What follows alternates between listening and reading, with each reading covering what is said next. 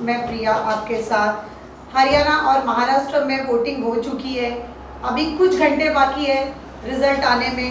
देखते हैं किसकी सत्ता बनती है, किसकी नहीं, और इस किसको सत्ता मिलती है, किसको नहीं। इस टॉपिक को लेके आज हमारा डेबिट है।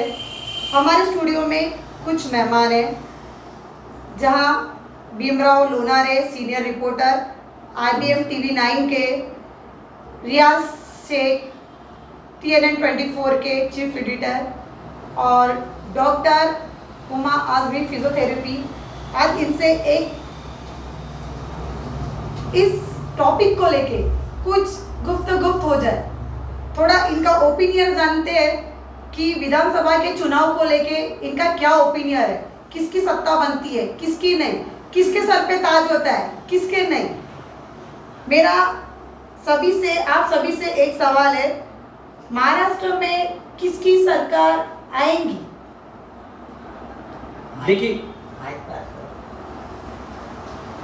देखिए अभी जो महाराष्ट्र में जो चुनाव हो चुके हैं, उस चुनाव को देखते हुए जो जनता जनार्दन है, जो मतदाता है, जिन्होंने वोट डाले हैं, वो EVM में कैद हो चुके हैं। EVM में कैद होने के बाद अभी 24 तारीख को उसका रिजल्ट आना बाकी है, लेकिन जनता ने जो वोट दिया है, उस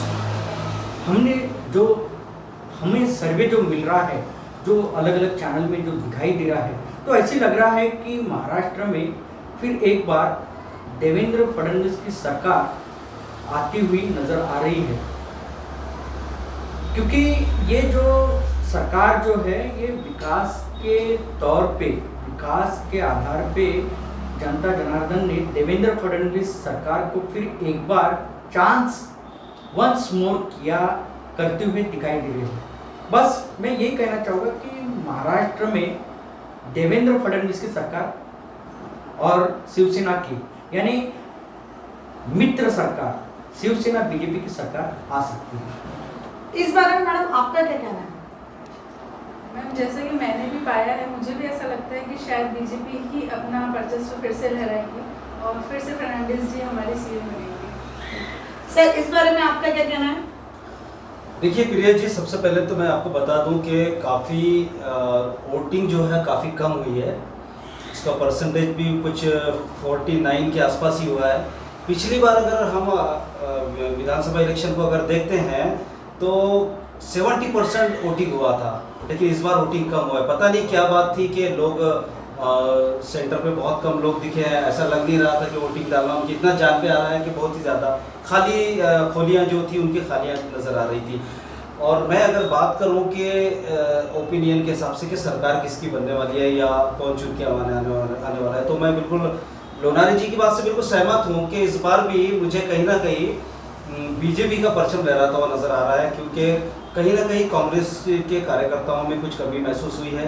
उन्होंने कहीं ना कहीं अपनी ढिलाई दिखाई दिया है।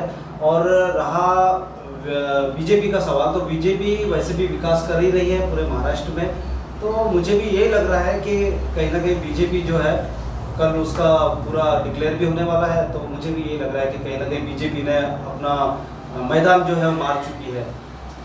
लेकिन मैं एक बात आपको कहना चाहूँगा कि ये जो इस विधानसभा में महाराष्ट्र की अगर हम बात किए जाए, तो महाराष्ट्र में मतदान जो कम हो चुका है, उसका रीज़न क्या है? रीज़न ये है, लोकसभा में लोगों ने अच्छा मतदान किया था। मतदान करने के बाद ऐसे लग रहा था हमें कि कहीं तो भी, यानी जनता जनार्दन, यानी लोकसभा चुनाव में ऐसे लग रहा था जनता जनार्दन कि मोदी जी को कहीं तो भी मोदी जी के विकास कार्यों पे नाराज दिखाई दे रही थी। मगर तो भी उसके बावजूद मोदी जी कई इससे उभर के आए, कई उन्हें यानी जितना बहुमत उन्हें चाहिए उससे ज़्यादा उन्हें बहुमत मिला है।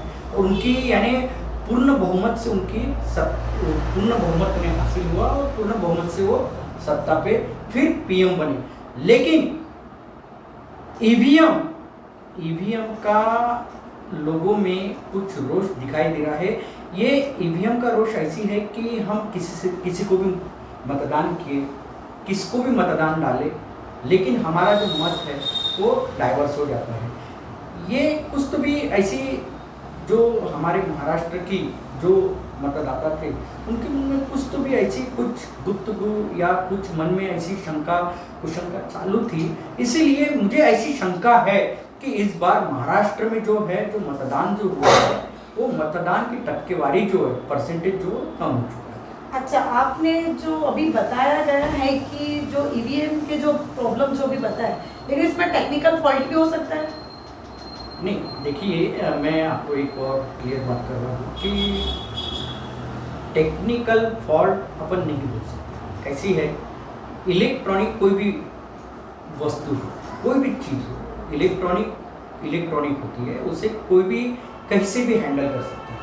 तो ये तो ईवीएम, मैं ये नहीं बोलता कि ईवीएम में कोई गलतियाँ रह सकती है, लेकिन ईवीएम के कारण आज जो यानी देश में जो चल रहा है ईवीएम के विरोध में जो रोष है मतदाताओं में, नेताओं में, नहीं कहीं ना कहीं नेताओं में, कहीं ना कहीं जनता की मानसिकता है कि मैं बताना ईवीएम के माध्यम से बीजेपी जीतती है, तो उसका खुलासा नहीं, मैं वही कहना चाह रहा कि भारतीय जनता पार्टी और उनको मित्र पक्ष को जो जनता बोल रही है, मैं नहीं बोल रही है कि जनता बोल रही है कि ये जो सरकार आज देश में जो मोदी जी की सरकार जो आई है, तो ये कुछ तो भी यानी जनता के मुताबिक यानी हमारे जो देश के जो जनता है उनके मुताबिक कि कहीं तो भी ईवीएम में कुछ तो भी यानी गड़बड़ी का ये असर दिखाई दे रहा है। उनका कहना, ये मेरा कहना नहीं है, ये जनता जनार्दन का कहना। मुझे ऐसा लगता है कि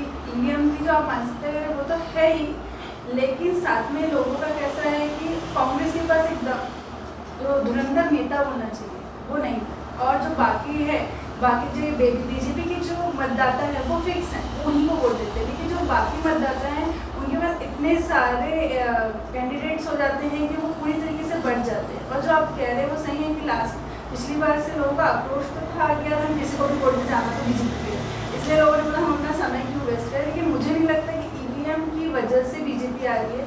बीजेपी के पास जो नेता है वो अपनी स्वयं की डिसीजन लेने की क्षमता रखते हैं, लेकिन कांग्रेस तो स्वयं में आपस में ही लड़ते, वो दिखा देते हैं कि हमारे में आपस में ही मतभेद है इतना ज़्यादा। तो जनता सोचती है जब बीजेपी को मुझे देना नहीं है, कांग्रेस के पास नेता नहीं है, तो मैं वोट किसको दूँ? इससे अच्छा मैं अपना 2 घंटे वेस्ट करूँ, लाइन में लगूँ, उससे बेटर है कि मैं अपना दूसरा काम करूँ। तो मुझे लगता है कि एक बात और आपको बता देना चाहता हूं कि ईवीएम मशीन भी देना, ये जो देन है ये भी कांग्रेस की है, जहां तक कांग्रेस ने इसी को लाया। और उस पर लोगों का ये कहना है कि बीजेपी जो है वो मशीनों में गड़बड़ करके जीत लेती है।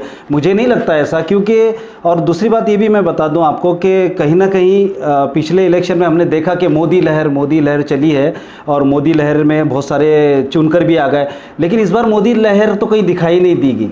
लेकिन फिर भी 90% अनुमान ये लगा सकते हैं हम सब बैठे हुए स्टूडियो के अंदर में कि बीजेपी सरकार ही आएगी। रही दूसरी बात ये कि ईवीएम मशीन की अगर मैं बात करूं तो जाहिर बात है कि मशीन होती है, उसमें हो सकता है कि वो चले और बंद भी हो जाए, लेकिन कहीं ना कहीं ये बातें भी हमारे सामने आई है और बिल्कुल लोनारे सर ने जो बात किया वो 100% सही है कि ईवीएम मशीन को लेकर काफ़ी रोष देखा गया है जनता के अंदर, बीजेपी को छोड़कर। अदर जो पार्टियां हैं उन्होंने तो उसका विरोध ही किया है।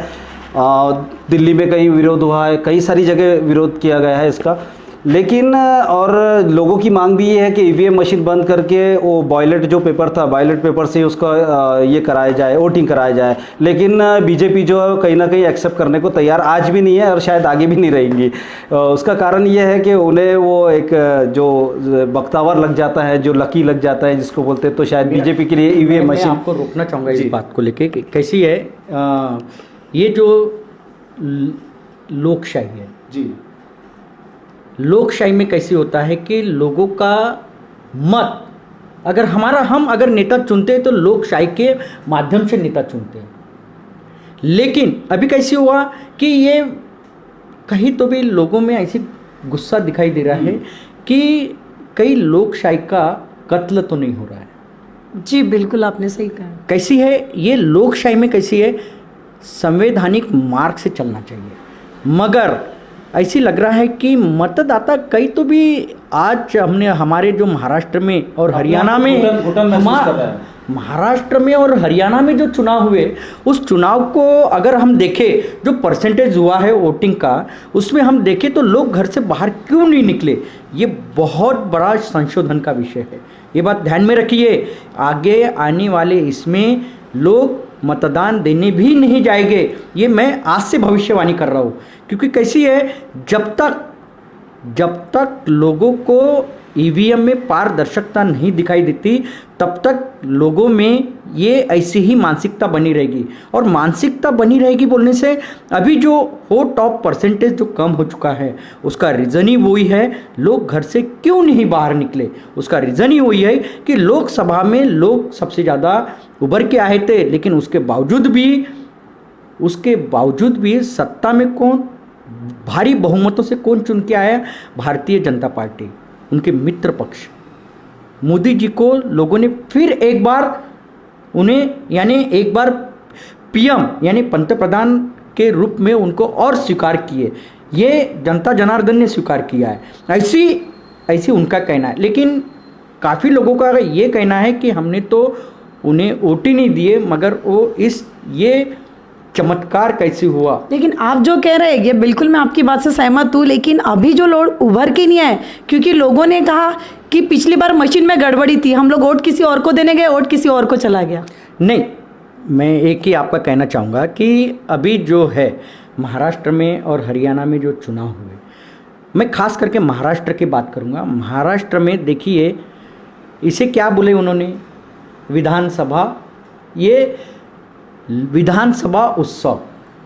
जी बिल्कुल, ये उत्सव शब्द क्यों इस्तेमाल कर रहे हैं, क्यों इस्तेमाल कर रहे हैं हम? क्यों लोगों को बोल रहे कि भारी मतों से आप लोग बाहर निकल के मतदान करो। हम बोल रहे, लोगों ने तो स्फूर्तपणे आना चाहिए, लोगों ने खुद होके सामने आना चाहिए था, लेकिन क्यों नहीं आए?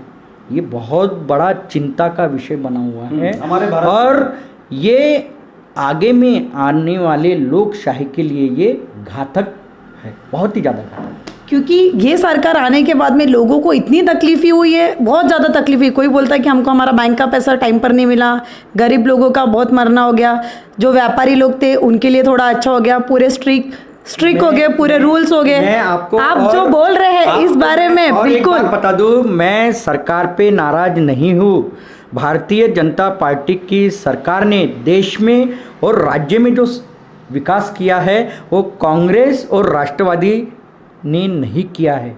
माना कि उन्होंने विकास बहुत अच्छा किया है, लेकिन जब विकास किया है, विकास पे उनको वोट भी मिले हैं, लेकिन लोग जो बोलते हैं कि ईवीएम, तो कई तो बैलेट पेपर पे इन्होंने चुनाव लेके, ईवीएम का मुद्दा अभी बीच में इलेक्शन के दिन ही मुंबई में किसी ने उठाया था। नहीं, मैं केजरीवाल ने भी दिल्ली में उठाया था। मेरा कहना यही है कि ईवीएम ऐसी है, देखिए ईवीएम से सबको प्रॉब्लम है, लेकिन हम क्या करते हैं, कल इलेक्शन होने वाला है, 1 महीना पहले हम ईवीएम को मुद्दा, अरे अगर आपको ईवीएम से प्रॉब्लम तो पहले से मुद्दा उठाए ना, आप इलेक्शन की डेट डिक्लेयर होने के बाद अगर आप, लेकिन उसको आप कंटिन्यूस विरोध करेंगे तब जाके उस पर कोई एक्शन होगा। आप बस इलेक्शन के कुछ दिन पहले ईवीएम लेके आते हैं, फिर उसके बाद सब ठंडे बैठ जाते हैं। तो मुझे नहीं लगता, अगर आपको ईवीएम से अगर प्रॉब्लम है तो कंटिन्यूस उसका फिर आप विरोध करिए, अदरवाइज फिर जो हो रहा है उसको एक्सेप्ट करिए। नहीं, आपने मुझे बताइए, देवेंद्र फडणवीस सरकार ने विकास किया है, महाराष्ट्र में देवेंद्र फडणवीस जी ने विकास किया है, देश में प्रधानमंत्री जी काफ़ी अच्छे विकास कार्य कर रहे हैं, नई नई योजनाएं ला रही है युवाओं के लिए। और लेकिन अभी आपने थोड़ी देर पहले ही कहा है, सुनो, मैं मुद्दे पे आता हूँ। हर विकास किया, लेकिन जब विकास किया है उन्होंने, जब लोग, जनता जनार्दन, देश की जनता चाहती है कि बैलेट पेपर से मतदान लिया जाए, तो फिर पता चलेगा ना। विकास अगर उन्होंने किया है तो लोग उन्हें चुन के देंगे, फिर ईवीएम क्यों नहीं हटाते? देखिए, जनता जो है जनार्दन है, जनता अगर चाहती है कि बैलेट पेपर से किया जाए वोट, ईवीएम मशीन को बंद कर दिया जाए, तो कोई दिक्कत ही नहीं है, क्योंकि जनता ही है कि जो राष्ट्रपति, प्रधानमंत्री सारी चीज़ें वही एक्सेप्ट करती है, वही चुन के देती है, सारी चीज़ें वो करके देती है। और दूसरी बात मैं ये कहूँगा आपसे कि अगर जनता इन्हें इतना पसंद भी कर रही है और दे भी रही है, हालांकि काम हो रहा है, बिल्कुल सही बात है कि पूरी तरह से काम हो रहा है, लेकिन कहीं ना कहीं जनता बीजेपी से भी नाराज़ है। कारण नोटबंदी, जी बिल्कुल सही कहा। जीएसटी, सारी चीज़ें 15 लाख 15,000, ये सारे पुराने मुद्दे हैं, मैं इसको ऊपर वापस नहीं लाना चाहूँगा, लेकिन कहीं ना कहीं जनता नाराज़ भी दिखाई देती है।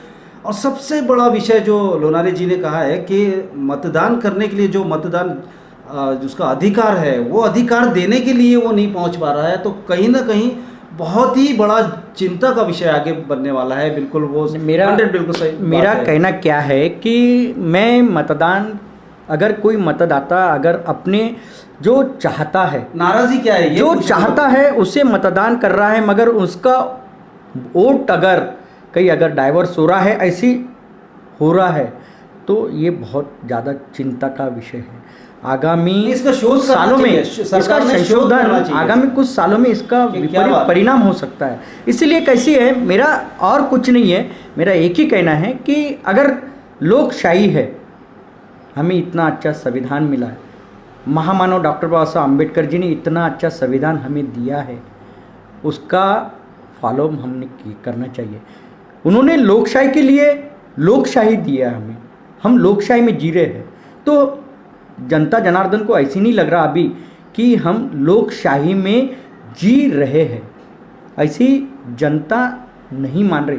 कुछ प्रतिशत लोग हैं जो उनको लग रहा है कि हम ये जो है चुनाव अच्छे हुए हैं, और लेकिन मैं ये भी नहीं कहना चाहता कि जनता जनार्दन अगर चाहे तो इस देश को जनता ही सरकार चुनती है।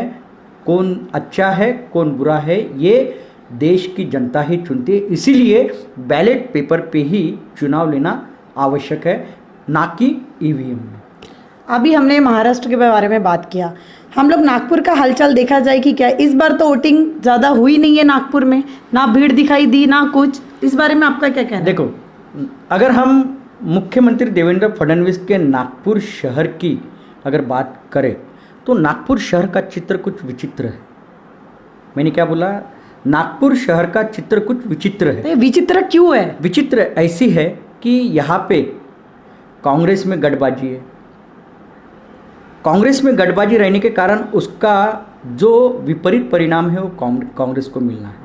लेकिन दक्षिण पश्चिम नागपुर, वहाँ से देवेंद्र फडणवीस जी 101% यानी 100% वो चुन के आ रहे हैं। हम उत्तर की अगर बात करें तो यहाँ पे कांटे की टक्कर है, यहाँ मिलिंद माने और नितिन राउत जी इन पे कांटे की टक्कर है, और बीएसपी जो है ये निर्णायक ठहरने वाली है कि किसको जिताएगी।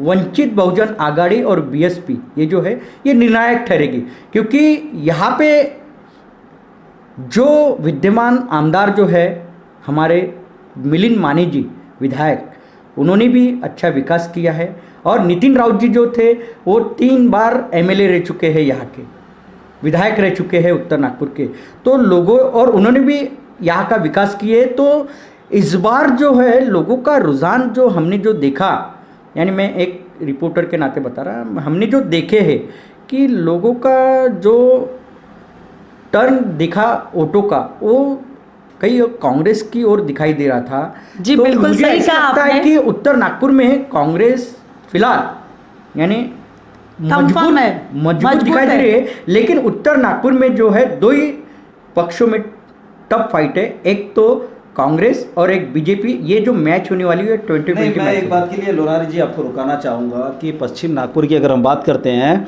तो आमदार सुधाकर रावजी देशमुख और विकास ठाकरे भी यानी 90% फाइट देने की पूरे कागार पर है। विकास ठाकरे किसको? आमदार जी को, सुधाकर राव जी को। तो मैं समझूंगा विकास ठाकरे जी और सुधाकर राव देशमुख जी, वहाँ की अगर हम पश्चिम नागपुर की अगर बात करते हैं तो पश्चिम नागपुर में सुधाकर राव देशमुख जी ने उनका वहाँ के मतदाताओं का हमने सर्वे किया, तो वहाँ का मतदाताओं का कहना ऐसी था कि सुधाकर राव देशमुख जी को हमने 5 साल में कभी नहीं देखा, काम कम है। मैं वही बोलने वाला था, लेकिन उन्होंने विकास जरूर किया है। हाँ, सुधाकर राव जी विकास कैसा है? जरूर किया, दिखना नहीं दिखना और विकास ये फर्क है, लेकिन वहां पे भी टफ फाइट है। ये बात तो आप 101% बोल रहे हैं। हाँ। क्योंकि विकास ठाकरे जो है ये कांग्रेस का एक चेहरा है और शहर में चर्चित चेहरा है, पूरे महाराष्ट्र में चर्चित चेहरा है। और ऐसे में अगर हम दक्षिण पश्चिम की भी बात करें तो वहां पे वहाँ पे आशीष देशमुख जी हमारे मुख्यमंत्री जी को भी अच्छी नहीं, फाइट दे सकते मैं हैं। ये कहना चाह रहा था कि विकास करना या विकास कार्य करना ही बहुत बड़ी बात नहीं होती है, जनता के बीच रहना ये सबसे बड़ी बात होती है। तो आमदार जी सुधाकर राव जी देशमुख जो है वो जनता के साथ नहीं आ पाए, जनता के बीच कभी नहीं रहे, जनता का उन्होंने हाल नहीं पूछा। मैंने ये नहीं बोला कि वो विकास कार्य नहीं कर रहे हैं, विकास कार्य तो बहुत किया है उन्होंने, और वो आपने जैसा बोला है कि खामोशी में किया है। तो मैं समझता हूँ कि जैसा आसमान और ज़मीन, जैसा रेल की जो पटरी होती है दो, पब्लिक और कार्य, ये दोनों को मिलाकर ही वो गाड़ी चलती है। तो कहीं ना कहीं आमदार सुधाकर राव जी देशमुख, मैंने अभी कुछ दिन पहले उनका एक इंटरव्यू किया है, उसमें मैंने उनसे वो इंटरव्यू में यही P2C में मैंने कहा कि ये खामोश रहकर काम करते हैं और इनको प्रसार और प्रसारण करने की कोई ज़रूरत नहीं होती। ये भी मैंने अपनी एक न्यूज़ में कहा है। लेकिन मैं जहाँ तक कमी महसूस कर रहा हूँ, समझ रहा हूँ बात को, कि उन्होंने जनता के बीच आना चाहिए। जो उनकी गलतफहमी है जनता की, वो कहीं ना कहीं दूर हो जाएगी। लेकिन मैं आपको एक बात और बता देना चाहता हूँ कि अगर पश्चिम की अगर बात करें, सुधाकर राव देशमुख जी के वहाँ पे वर्तमान विधायक है वो जी। और अभी भी बीजेपी ने एक बार और उन पर विश्वास रख के उनको एक चांस दिया है।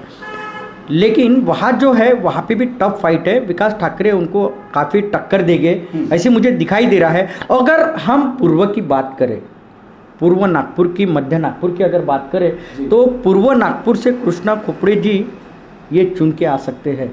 और वहाँ पे जो हजारे जी है, जो जिनको कांग्रेस की टिकट दी है, वो भी अच्छे हैं। लेकिन वहाँ पे कृष्णा खोपड़े जी ये 101% चुन के आ रहे हैं। और मध्य की अगर बात करें तो यहाँ पे बंटी शेड़के और विकास कुंभारे, इन दोनों के बीच टक्कर है।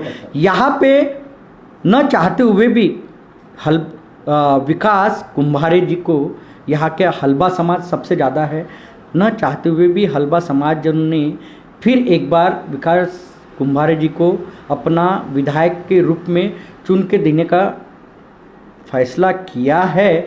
लेकिन बंटी शेड़के भी यहाँ युवा, एक कांग्रेस ने एक युवा को दिया है, तो इसलिए यहाँ पे भी एक टफ फाइट हो सकती है। लेकिन यहाँ पे तो युवा को देखा ही जाएगा ना, एक बार टफ फाइट तो युवा में ही है ना। नहीं, यहाँ जो वोट है मध्य नागपुर की अगर हम बात करें तो यहाँ हलबा समाज काफ़ी प्रतिशत है और हलबा समाज ही निर्णायक है।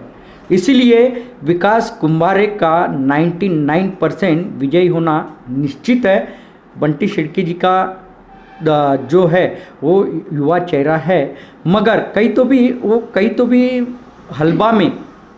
हलबा समाज अगर वोट देता है तो ही वो चुन के आ सकते हैं, अन्यथा विकास कुंभारे का विजय होना निश्चित है। लोनारी जी, मैं एक बात और कहना चाहूँगा सारे दर्शकों से जो भी इंडिया न्यूज़ फैक्ट देख रहे हैं, मैं उनसे भी कहना चाहूँगा और आप तक ये मैसेज पहुँचाना भी चाहता हूँ सारे देशवासियों के सामने कि इलेक्शन को इतनी सादगी से ले, और इलेक्शन चाहे कोई भी हो, वो ज़ात पात और धर्म पर नहीं होना चाहिए। क्योंकि हमारा जो संविधान है वो सिखाता है सर्वधर्म समभाव की नीति। और दूसरी बात ये कि मैं ये कहना चाहूँगा कि अगर मुस्लिम समाज का कैंडिडेट है और वो कार्य अच्छा कर रहा है, वो ना आए, या किसी भी समाज का हो, हिंदू समाज का हो या दलित समाज का हो, कोई भी हो, अगर वो मुस्लिम समाज के अंदर रहता है या ज़्यादा वोटिंग है और वो दलित समाज का हो या हिंदू समाज का हो, तो चाहे कि मुस्लिम समाज ने उसे चुन के लाना चाहिए, अदरवाइज़ कोई भी कास्ट का हो। हमें देखना होगा हमारे देश के लिए, हमारे शहर के लिए, हमारी वार्ड के लिए कि वो आदमी, वो शख्स, वो उम्मीदवार कितना कार्य कुशलता के साथ में वो सारे समाज को लेके चलने वाला है। तो मैं ले दे के सारी एक बात अगर काउंट करनी होगी तो मैं यही कहना चाहता हूँ कि हमारा इलेक्शन, चाहे वो कोई भी इलेक्शन हो, वो ज़ात पात धर्म पर ना हो, वो अच्छे इंसान पर हो जो जनता का साथ दे, जनता का साथ निभाए, जनता का हमेशा वो हमदर्द बन के सामने आए, चाहे वो किसी भी देश, किसी भी ज़ात का हो। और ऐसे ही शख्स को हमने, ऐसे ही व्यक्ति को चुनकर देना चाहिए कि जो सारे धर्मों के साथ चले, उनका साथ दे, उनका विकास करे। यही मैं कहना चाहूँगा। आज का इलेक्शन आपके रैंक हो गया है, तो आपका क्या कहना है? बड़े बड़े स्टार को बुलाया जाता है, जैसे अभी आपने कहा कि हमारे दर्शक जैसी जो भी है जनता, वो पब्लिक बाहर इस बार उभर के नहीं आई, तो आप उनको क्या पहुंचाना, उनके तक के क्या संदेश देना चाहोगे कि क्यों नहीं आई, क्या रीज़न हो सकता है उनका? मैंने बोला ना, बताया ना मैंने आपको, ईवीएम सबसे बड़ा ये है ईवीएम के कारण सांसद नहीं है, मैं बहुत बड़ा मुद्दा है। देखिए, आप खुद मुझे- बताइए, कांग्रेस मुझे- के पास कौन एक मुझे- स्ट्रॉन्ग मुझे- नेता मुझे- था कि हम मेरा- उसको जाके वोट दें या मेरा किसी जो भी तो आपने जो प्रश्न किया मैं उसका जवाब दूंगा आपको। जी देखिए, सबसे ज़्यादा नाराज़गी जो मतदाता है हमारे, जो देश की सबसे अगर देश को अगर बनाता है, कोई अगर नेता चुनता है तो मतदाता चुनता है, ये हमारा भगवान होता है। अगर भगवान ही नाराज़ हो जाए तो आप क्या होगा देश का। कई तो भी मतदाता नाराज़ थे, ईवीएम को लेके उनमें रोष है, और ईवीएम को लेके रोष रहने के कारण इस बार हरियाणा और महाराष्ट्र में जो मतदान की जो टक्केवारी होती है, परसेंटेज होते हैं, वोट ऑफ परसेंटेज वो कम हो चुके हैं। लेकिन मैडम कहीं ना कहीं पिछले इलेक्शनों में देखा गया है कि मशीनों में गड़बड़ दिखाई दी है, और सोशल मीडिया पर तो खास तौर से खास तौर से दिखाई दिया है कि वो ट्रक जा रहा है, उसमें से मशीनें उतरी, सारी एक्सवाइजेड बहुत सारी चीजें थी। तो सोशल मीडिया को तो हमें तो कंफर्मेशन, जनता ये समझ रही है कि कहीं ना कहीं ईवीएम मशीनों में गड़बड़ हो रही है ना। जनता का कहीं ना कहीं विश्वास जो है वो अपने आप में रुकता जा रहा है, और इसी का कारण, इसी का परिणाम है कि जो इलेक्शन में जो है जनता जो है वो वोट देने के लिए बाहर नहीं आई। ये मेरा मत है। अब लोनारी जी का क्या मत है मैं तो नहीं जानता हूँ। तो कहीं ना कहीं जनता में एक आक्रोश है इस बात को लेकर कि ईवीएम मशीनों में गड़बड़ की जाती है, और सीधी तरीके से वो वोट जो है वो बीजेपी को चले जाता है। इस तरीके का ये लोगों का मानना है। लेकिन मैं समझता हूँ कि पिछली जो गलतियाँ को अगर देखा जाए हम, तो इस बार तो ऐसी कुछ गलती मुझे दिखाई नहीं दी गई कि बीजेपी ने ऐसा कुछ गड़बड़ किया है। बीजेपी ने तो कोई गड़बड़ का नहीं पता मुझे। देखिए, बीजेपी ने भी जो किया, प्रचार प्रसार किया, लेकिन आप बाकी अगर जो हैं आपके जो कैंडिडेट्स हैं, मुझे तो उनका प्रचार प्रसार कहीं दिखाई ही नहीं दिया। मतलब कहा जाए तो अगर बीजेपी ने 99 किया है तो उन्होंने शायद 33 भी नहीं किया। तो प्रचार प्रसार भी उस लायक हुआ नहीं। और लोगों का, मैं एक आम जनता के नाते ये मुझे मेरा पर्सनल ऐसा लगता है कि शायद मेरी जगह और भी लोग सोचते हैं कि यार क्या करना वोट डाल के, यार हमको क्या मिलेगा वोट डाल के, ना हमको कुछ मिलना नहीं है, कैंडिडेट अच्छा है नहीं, हम जिस पार्टी को देना चाहते हैं उसके पास कैंडिडेट ही नहीं, तो हम उसको वोट दे के क्या करेंगे। मुझे ऐसा लगता है कि शायद इसीलिए लोगों ने वोट कम दिया, क्योंकि उनको कैंडिडेट कोई नज़र नहीं आया कि जिसको हम चुन के लाना चाहते हैं। नहीं, देखिए कुछ ना कुछ तो कारण है जो जनता, जबकि मुख्यमंत्री जी ने भी ऐलान किया है, अपील की है जनता से, नागपुर नहीं पूरे महाराष्ट्र की जनता से अपील किया है कि वोट देने जाएं, अपने घरों में जाएं। 3 बजे तक उन्होंने, मैंने देखा है 3 बजे तक उन्होंने अपील किया है। नितिन गडकरी जी ने अपील किया है, लेकिन उसके बाद भी जनता जो है, वोटर जो है वो वहाँ तक नहीं पहुँच पाया। तो कहीं ना कहीं ये बहुत ही चिंता का विषय है। सही बता रहा हूँ मैं इसको।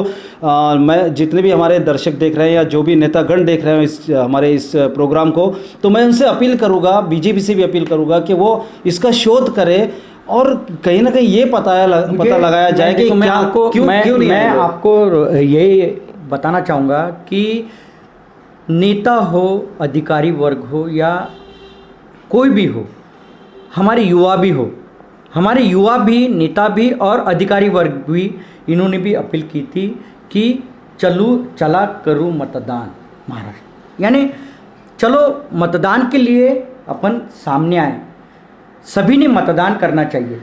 क्यों अपील करना पड़ रहा है, क्यों अपील करना पड़ रहा है? बिल्कुल सोचिए जैसी बात। 5 साल पहले ये अपील नहीं करनी पड़ी, लेकिन अभी क्यों अपील करना पड़ रहा है? कहीं तो भी, मैं फिर वही दोहराऊंगा कि कहीं तो भी मतदाताओं में नाराज़गी है, और नाराज़गी के कारण ही, और वो नाराज़गी के कारण ही वो मतदान करने नहीं जाते। तो कहीं तो भी ये संशोधन का विषय है। मैं फिर, मुझे जो भी मेरी आवाज़ जहाँ तक के पहुँच रही है, मैं एक पत्रकार के नाते, एक सीनियर रिपोर्टर के नाते मैं यही कहना चाहूँगा कि ये बहुत बड़ा चिंता का और संशोधन का विषय है कि हमारे महाराष्ट्र में वोट ऑफ परसेंटेज क्यों कम हुआ। इसका जितने भी राजनीति विश्लेषक है, तज्ञ हैं, और जितने भी नेता है, कोई भी पक्ष के हो, उन्होंने ये इसका संशोधन लेना चाहिए, और ये संशोधन लेके उन्होंने देखना चाहिए कि वोट ऑफ परसेंटेज क्यों कम हुए। ये मेरा कहना है। लेकिन इस बार हम लोग महाराष्ट्र में देखा जाए, ये इलेक्शन ये लगा जैसा इवेंट लगा, पूरे सेलिब्रिटी आके यहाँ पे चले गए। इस बारे में आपका क्या कहना है? देखो कैसी है इसका जवाब मुझे, मैं मुझे बोलने दीजिए। कैसी है मैं आपको बताना चाहता हूँ। जैसे मान के चलो कि मैं एक लीडर हूँ, मैं नेता हूँ, मैं इलेक्शन में खड़ा हूँ और मैं इलेक्शन में खड़ा हूँ, मुझे लोग नहीं पहचानते, लेकिन मैं इलेक्शन में खड़ा हुआ हूँ और मुझे लोगों को इकट्ठा करना है। मुझे लोगों को इकट्ठा करना है तो मैं किसी ऐसी सेलिब्रिटी को बुलाऊंगा, ऐसे एक्टर को बुलाऊंगा कि जिसकी लोग फ़ैन हैं, जिसके युवा फ़ैन हैं, और मैं ऐसी को बुला के मैं उनको आकर्षित करूंगा और मेरे इधर जो मतदाता है उनको खींच के लाऊंगा। ये सबसे बड़ा फंडा है। सर इस बारे में आपका क्या कहना है?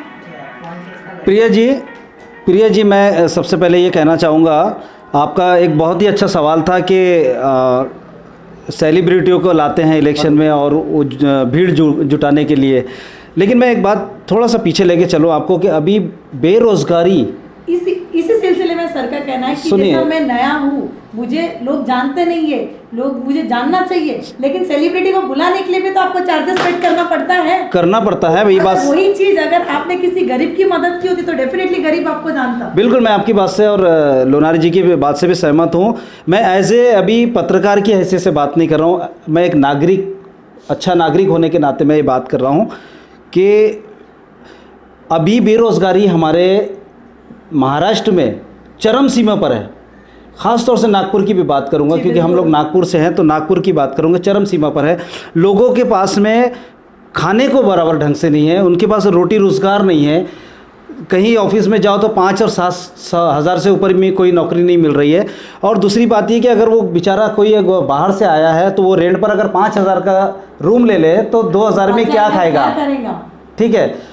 तीसरी बात ये मैं क्लियर कर दूं आपको कि जो सेलिब्रिटी आते हैं, आपका सवाल जो था उसका, आपका जो प्रश्न था वो भी मैं क्लियर कर देता हूं कि सेलिब्रिटी जो आते हैं भीड़ जुटाने के लिए, अगर उसके पास में उस खाने की सोई नहीं है, पीने की सोई नहीं है, अपने परिवार को पालन पोषण के लिए उसके पास सोई नहीं है, तो वो क्या खाक भीड़ देखने सेलिब्रिटियों को देखने जाएगा? जी बिल्कुल, क्योंकि वो तो इलेक्शन ही नहीं हुआ ना, इस बार इवेंट हुआ। हाँ, इवेंट हुआ है एक, ये लोग सेलिब्रिटी बुलाते हैं उसको भीड़ जमा करने के लिए, लेकिन एक मध्यवर्गीय जो इंसान होता है, जो पारिवारिक जो इंसान होता है, वो अपना काम धंधा छोड़ के इसको देखने क्यों जाएगा? तो मेरा कहीं ना कहीं ये बोलने का ये मतलब है कि जनता जो है वो जनार्दन है और जागरूक है। अब आपकी इस बार जो जागरूकता है जनता में, काफ़ी जागरूकता पैदा हो चुकी है कि अगर कोई सेलिब्रिटी आता तो नहीं जाता। उनको पता है कि ये इलेक्शन है, उसको भी वो 5-10 लाख रुपए जो भी देते होंगे, वो पता नहीं कितना देते, तो अगर वही पैसा फिर वही जहाँ के वहीं आते हैं अपन कि अगर वो 5-10 लाख रुपए उनमें अगर देते हैं तो क्यों ना ऐसे गरीबों को, चाहे सभी समाज के, हिंदू, मुस्लिम, सिख, ईसाई, दलित, सारे समाजों को उनके घरों में राशन पानी कुछ ये अगर देते तो वो खुश हो जाता। भले वो आपको वो वोट दे ना दे, लेकिन उनकी मदद हो जाएगी। 2014 के बाद में से जो जातिवाद जो बढ़ाई दी गई, तो एकदम सरल शब्दों में और सरल भाषा में मैं आपको बता दूं कि ये राजनीति जो है, ये राजनीति बहुत बेकार चीज़ है। सबसे पहली बात, क्योंकि हम लोग पत्रकार हैं, हमें पता रहता कि ये कहाँ तक ले जाती है इंसान को और कहाँ बर्बाद करेंगी और कहाँ लाके खड़े कर देगी। तो जब तक ये राजनीतिक लोग जो है, ये जब तक हिंदू, मुस्लिम, दलित, सिख, ईसाई नहीं करेंगे, इनकी दुकान नहीं चलेगी। कहीं ना कहीं इनकी दुकानें बंद हो जाएगी। तो जनता को क्या हो गया? हाँ, रहा जनता का सवाल, तो जनता इतनी भोली है हमारे भारत की। नहीं, भोलापन तो कहना ही पड़ेगा, क्योंकि ये देखिए, और एक बात और थोड़ा पीछे चलता हूँ मैं, 80% लोग अपने यहाँ हाथ मजदूरी करने वाले हैं। 80-70% इंडिया की बात करता हूँ मैं, नागपुर की भी नहीं, पूरे इंडिया की। और 20% या 30% जो हो गए बेचारे, वो नौकरी गवर्नमेंट जॉब पर है, तो वो तो अपने जॉब से खाली नहीं है। वो तो गवर्नमेंट सर्वेंट जो है वो आवाज़ भी नहीं उठा सकता, क्योंकि वो ऑलरेडी वो गवर्नमेंट जॉब पे रहता है। दूसरी बात ये कि जो हमारे जैसे लोग रहते हैं, जो मध्यम वर्गीय लोग रहते हैं, वो अपने खाने कमाने में रहते हैं। तो मैं ये कहना चाह रहा था कहीं ना कहीं कि जो 2014 के बाद में थोड़ा हिंदू मुस्लिम ये हुआ है, बहुत ज़्यादा हो गया, तो ये तो भी वो रोकना चाहिए कहीं ना कहीं उसमें अंकुश लगाना चाहिए। क्यों जात पात की लड़ाई नहीं, जात पात की लड़ाई नहीं होना चाहिए, वो खत्म और होना जब तक चाहिए। ये बंद नहीं होगा ना तो हमारे देश का विकास भी नहीं होगा। ये भी एक बात बता दूं मैं आपको। और सबसे मेन बात ये हुमा जी के इसमें रोजगार होना बहुत जरूरी है आज के दौर में, क्योंकि हम लोग कहीं ना कहीं सलाइन पर आज है। मैं बता देना चाहता हूँ। देखो हम तो अभी हमारी एज तो चली गई, जी हम तो 45 के ऊपर हो गए, आज अभी हमें 46 और चालू है। मैं बताना चाहता हूँ, मैं आपको यही बताना चाहता हूँ, आज भी देश में इतनी बेरोजगारी बढ़ी हुई बिल्कुल है, सहमत हूं मैं आपकी बात से। सिर्फ बेरोजगारी इतनी बढ़ी हुई है, सरकार उस ओर ध्यान नहीं दे रहा। सिर्फ कागज पे रोजगार दे रहे हो तुम, सिर्फ कागज पे। क्या मतलब है कागज पे रोजगार देके?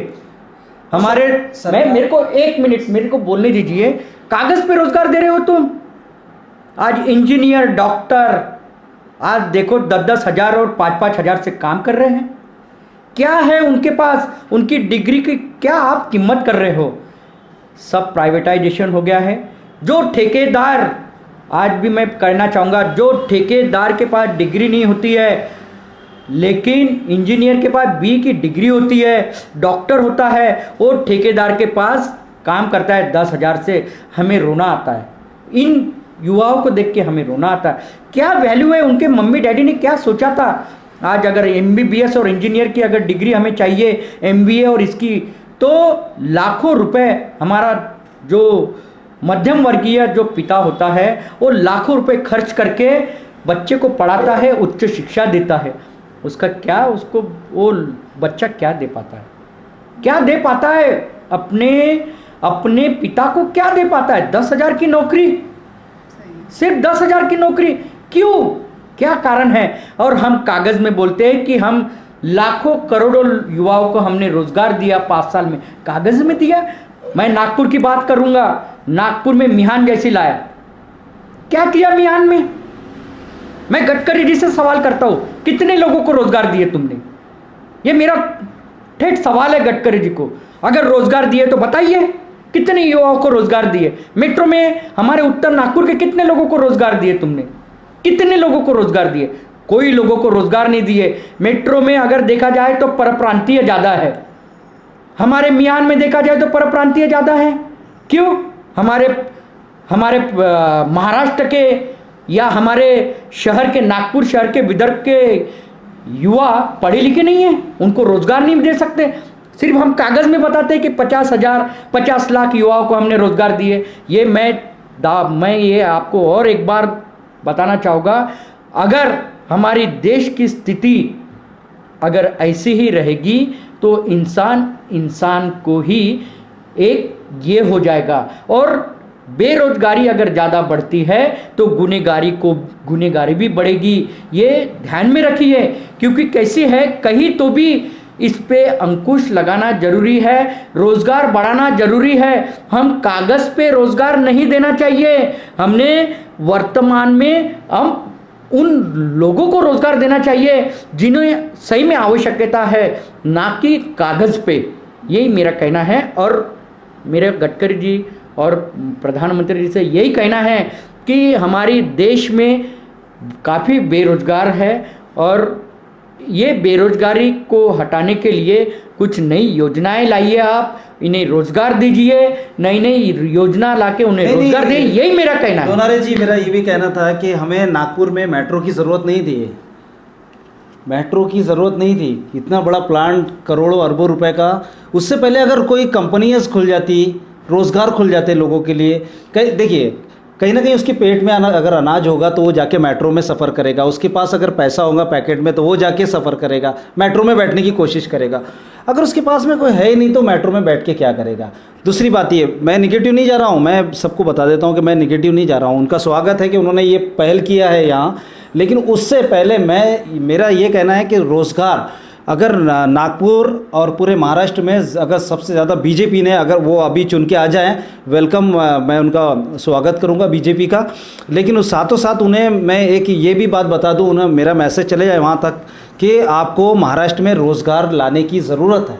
महाराष्ट्र में अगर मैं पूरी तरह एक बार और बताना चाहूँगा मैं आपको कि ये तो तय हो चुका है कि महाराष्ट्र में फिर एक बार देवेंद्र फडणवीस सरकार यानी महाराष्ट्र में बीजेपी शिवसेना की सरकार बैठना निश्चित तय हो चुका है। ये मैं अभी भी, अगर आप बोलोगे तो मैं अभी भी आपको यही बताना चाहूँगा कि महाराष्ट्र में बीजेपी शिवसेना की सत्ता आ रही है, मुख्यमंत्री देवेंद्र फडणवीस बन रहे हैं। लेकिन मेरा देवेंद्र फडणवीस जी से, या कोई भी मुख्यमंत्री बने, लेकिन मैं फर्स्ट प्रेफरेंस देवेंद्र फडणवीस जी को इसलिए देना चाहूँगा कि उन्होंने महाराष्ट्र का विकास किया है, लेकिन उन्होंने महाराष्ट्र के युवाओं के तरफ भी ध्यान देके 5 साल में यहाँ पे जो जो क्षेत्र है महाराष्ट्र के, वहाँ के युवाओं को रोजगार दे और उनके लिए नई नई योजनाएं लाए और उनका विकास करे। BA और BCom पढ़े लिखे लड़के युवा घूम रहे हैं, उनको चपरासी की नौकरी नहीं मिल रही है। चपरासी तो छोड़ो, गार्ड की भी नौकरी नहीं मिल पा रही है उनको नागपुर में, या नागपुर में क्या पूरा महाराष्ट्र की बात ले लो आप। तो कि वो पढ़ेंगे लिखेंगे, जैसा लोनारी जी ने कहा कि उनकी माता पिताओं की क्या आशा है कि भाई हमारा बच्चा पढ़ेगा लिखेगा। अरे मैं मेरे बच्चे को अगर पढ़ाना चाह रहा हूँ, अपने ऊपर, अगर मैं मेरे बच्चे को लाखों रुपए देके, मेरे बच्चा अगर पढ़ रहा है और मेरा बच्चा पढ़ के अगर एक अच्छा MBA पढ़ता है या IT करता है और उसके बावजूद भी अगर उसको रोजगार अगर नहीं मिलता है और वो 10,000 की नौकरी करता है और मैं लाखों रुपए दे रहा हूँ कर्ज, आज भी मेरा कर्ज अगर चुका है नहीं, तो उसका क्या मतलब है? क्या मतलब है? तो क्या पढ़ लिख कर फायदा क्या हुआ फिर उससे? तो एक जंगल का जो किसान होता है वो कम से कम रात को शाम में जाकर एक लकड़ी भी तो लेके आता है गट्ठा भर। मेरा नेताओं से एक ही कहना है कि अगर देश का अगर विकास, अगर सही मायने में अगर देखा जाए, अगर देश का अगर विकास बोलते हो करना है, जब तक यहाँ के युवाओं का विकास नहीं होगा तब तक हमारे देश का विकास नहीं होगा और हमारा देश प्रगति की ओर नहीं बढ़ेगा। इसलिए मैं और एक बार माननीय पंतप्रधान नरेंद्र मोदी जी और हमारे वर्तमान मुख्यमंत्री, अभी मैं वर्तमान मुख्यमंत्री बोलूँगा, जो भी आएंगे महाराष्ट्र के वर्तमान मुख्यमंत्री, सबसे पहले मैं देवेंद्र फडणवीस जी को ही बोलूँगा। उन्हें मैं बोलना चाहूँगा कि अगर देश में बेरोजगारी अगर हटती नहीं, युवाओं को रोजगार नहीं मिलता, तो यहाँ हमारे देश का या हमारे महाराष्ट्र का विकास नहीं हो पाएगा। इसलिए 5 साल में अब अगर आपको जनता जनार्दन ने अगर चुन के दिए है तो 5 साल में आप सिर्फ यहाँ के जो रोजगार है वो खुले कीजिए। सरकारी रोजगार दो, निजी रोजगार दो, कहीं पे भी रोजगार दो, लेकिन यहाँ की बेरोजगारी दूर करो। मैं अंत में एक ही बात कहना चाहूँगा मुख्यमंत्री जी से, सभी से, कि रोज़गार पे ज़्यादा आप ध्यान दीजिए, ताकि जब रोज़गार मिलेगा तो घर का एक उसके खुद के घर का विकास होगा जिसको रोज़गार मिलेगा, और जब उसके खुद के घर का विकास होगा तो उसके मोहल्ले का विकास होगा, और जब उसके मोहल्ले का विकास होगा तो नागपुर का विकास होगा, और जब नागपुर का विकास होगा तो पूरे महाराष्ट्र का विकास होगा, और जब महाराष्ट्र का विकास होगा तो पूरे देश का विकास होगा। और मैं सभी वोटरों से ये कहना चाहता हूँ कि इस बार वोटिंग कम होने के कारण बहुत सारे लोग वोट नहीं कर पाए, लेकिन मेरी आपसे एक पत्रकार होने के नाते, TNN 24 न्यूज़ चैनल का चीफ एडिटर होने के नाते मैं ये कहना चाहूँगा कि आप अगली बार अपने घरों से निकले, अपने मामा बहनें और रिश्तेदारों को भी साथ लेके निकले और वोटिंग का परसेंटेज बढ़ाएं, ताकि आप जनार्दन है, जनता जनार्दन है, आप देश का फैसला करने की ताकत रखती है। जय हिंद। सर, आप सबसे बात करते हुए काफ़ी अच्छा लगा, जनता को भी डेफिनेटली बहुत अच्छा लगेगा। एक आखिरी सवाल है मेरा कि क्या लगता है नागपुर में किसके सर पे ताज होगा, और कांग्रेस की कितनी सीटें आने का संकेत है, कितनी सीटें आ सकती कांग्रेस की? यानी सिर्फ नागपुर की बात करेंगे? नागपुर की बात कर रहे हैं, फिर महाराष्ट्र लेते ना आपसे। नहीं, अगर नागपुर की अगर हम बात करें तो यहाँ से उत्तर नागपुर से नितिन राउत जी जो है कांग्रेस के, वो संभावित चुन के आ सकते हैं जी, क्योंकि उनकी पोजीशन स्ट्रांग दिखाई दे रही है जी। बिल्कुल, यानी नागपुर से एक कांग्रेस की सीट आ सकती है, बाकी जो है भारतीय जनता पार्टी के उम्मीदवार, क्योंकि इस समय हम लोग नागपुर में पश्चिम से मैंने बताया अभी अपनी डिबेट्स में बताया कि विकास ठाकरे जो है वो भी काफ़ी अच्छी फाइट दे सकते हैं आमदार सुधाकर राव जी को। अच्छा, ये तो निर्णय होगा कल ही। नहीं, इसलिए इस समय हमने आपको लेकिन नागपुर से पूछा। बीजेपी के काफी सीटें आ रही है। लगता है कि बीजेपी की नहीं, नागपुर इसलिए पूछा है क्योंकि नागपुर बहुत कश्मकश में है, इसलिए मैंने आपको पूछा है कि नागपुर में क्या लगता है कि कांग्रेस की सीटें कितनी होनी चाहिए? कम से कम 1 या 2 तो आनी चाहिए। तो एक कंफर्म बता दिया सर ने। मैं बता रहा ना, मैं और आपको बताना चाहूँगा कि इस बार जो हमने सर्वे किया है, हमारे सर्वे के मुताबिक उत्तर नागपुर से संभावित नितिन राउत जी जो कांग्रेस के उम्मीदवार है, जी बिल्कुल, जो नितिन राउत जी कांग्रेस के उम्मीदवार है, संभावित चुन के आ सकते हैं, यानी संभावना 99% है। लेकिन इस बार जो नितिन राउत जी को आप बोल रहे हैं, इस बार लोगों ने कांग्रेस ने देखा, इंसान को देखा कि इंसान कौन है, इंसान को देख के वोट देने। इलेक्शन ऐसा ही होना चाहिए, बिल्कुल ऐसा ही होना चाहिए, उम्मीदवार कोई भी रहे, वो 2014 में कोई भी नितिन राउत जी पे मतदाता नाराज थे उत्तर नागपुर, लेकिन इस बार जो है उनको कांग्रेस हाँ, सिंबल देख के नहीं गए, इलेक्शन- इंसान देख के वोट देने इलेक्शन गए। इस बार नहीं, हर बार ऐसा ही हो, चाहे किसी भी समाज का हो, इंसान लेकिन देख अगर के होना इंसान चाहिए। अच्छा है, यानी जो इंसान विकास काम करता है, कर सकता विकास है, विकास करेगा, विकास उसको के देख के मुद्दे- होना चाहिए। मैं और एक बात विकास के कहना मुद्दे पर चाहूंगा, इलेक्शन नहीं होना मैं चाहिए। एक बात और कहना बिल्कुल। चाहूंगा, मतलब देखो ये- मैं मिलिंद मानी जी काफी शिक्षित है, पैसे के जोर पे नहीं, नहीं नहीं विकास के क्या सर, जोर पे- बोलना? शिक्षित है लेकिन लोग बहुत नाराज है उनसे। नहीं सर मैं और भी गलत एक कर रहे हैं रिपोर्टर हूँ, क्योंकि आप। मैंने भी सर्वे किया और है। नहीं मैं और आप गलत बोल रहे हो। देखो मिलिंद मानी जी एक शिक्षित है, एक डॉक्टर है, जी बिल्कुल, कैसी है, मैं अगर जो नितिन राउत जी ने जो चुन के आए थे, 3 बार वो विधायक रह चुके हैं, उत्तर नागपुर के मंत्री भी रह चुके हैं, तो उन्होंने जो प्रोजेक्ट लाए थे, उन्होंने वो प्रोजेक्ट लाने के बाद वो चौथी बार जब 2014 में खड़े हुए तो वो हार गए। उस प्रोजेक्ट को ये अपने विधायक जो वर्तमान विधायक जो है उत्तर नागपुर के डॉक्टर मिलिंद माने जी ने उसको पूरा करने का प्रयास किया और वो पूरा हो चुका।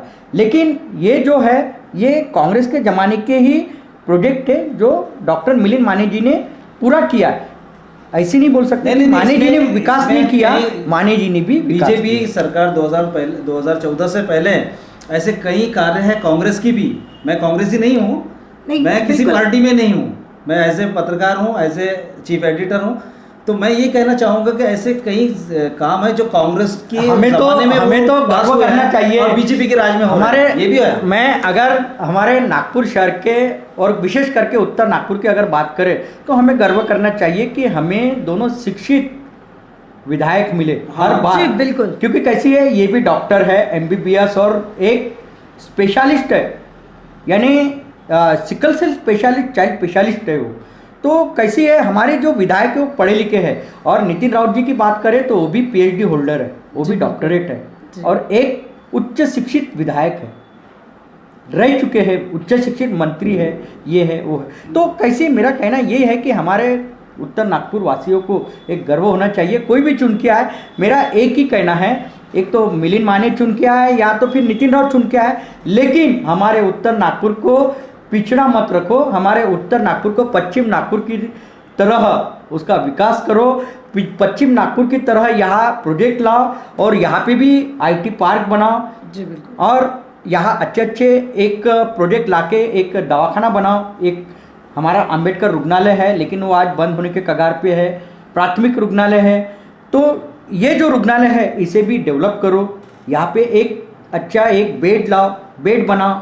ये मेरा एक ओवरऑल। सर आप कुछ कहना चाह रहे हैं? कहीं ना कहीं प्रिया जी, मैं ये भी कह दूं, आपसे ये भी बताता चलूं कि हम नागपुर की जनता खुशकिस्मत है, नागपुर की जनता कि हमारे महाराष्ट्र का मुख्यमंत्री भी नागपुर से ही है, जी बिल्कुल, नितिन जी भी नागपुर से ही है, मंत्री का नागपुर सारी से ही। चीज़ें यहाँ से नागपुर में है। तो मुझे कहीं ना कहीं ये कहते हुए ठीक भी नहीं लग रहा है कि हम ये डिबेट्स में नागपुर और महाराष्ट्र के रोज़गार के लिए बात कर रहे हैं, जी बिल्कुल, जबकि मुख्यमंत्री जी भी कहाँ से है, नागपुर से है, केंद्रीय मंत्री भी कहाँ से है, नागपुर से है।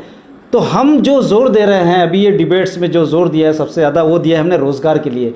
तो कहीं ना कहीं हमें शर्म भी आ रही है कि ये लोग नागपुर के रहने के बावजूद हमें ये बात सामने रखना पड़ रहा है। तो अब ये हमारे जैसा कोई आगे डिबेट्स ये ना करे और डिबेट्स में ये बात ना रखे कि रोज़गार की, अगर वो रोज़गार अगर देते हैं नागपुर के लिए, महाराष्ट्र के लिए, तो शायद ये बात कभी उसमें सामने आई ना। तो मुझे बड़ा गर्व है कि हमारे नागपुर से ही मुख्यमंत्री है, केंद्रीय मंत्री भी नागपुर से और दिग्गज नेता जो है वो भी नागपुर से है। तो ये जो कमी महसूस होती है जनता के बीच, क्योंकि हम ऐसे सभी लोग रिपोर्टर हैं तो हम लोग कहीं ना कहीं जनता के बीच में रहते हैं, भले एक मंत्री ना हो लेकिन हम लोग रहते हैं।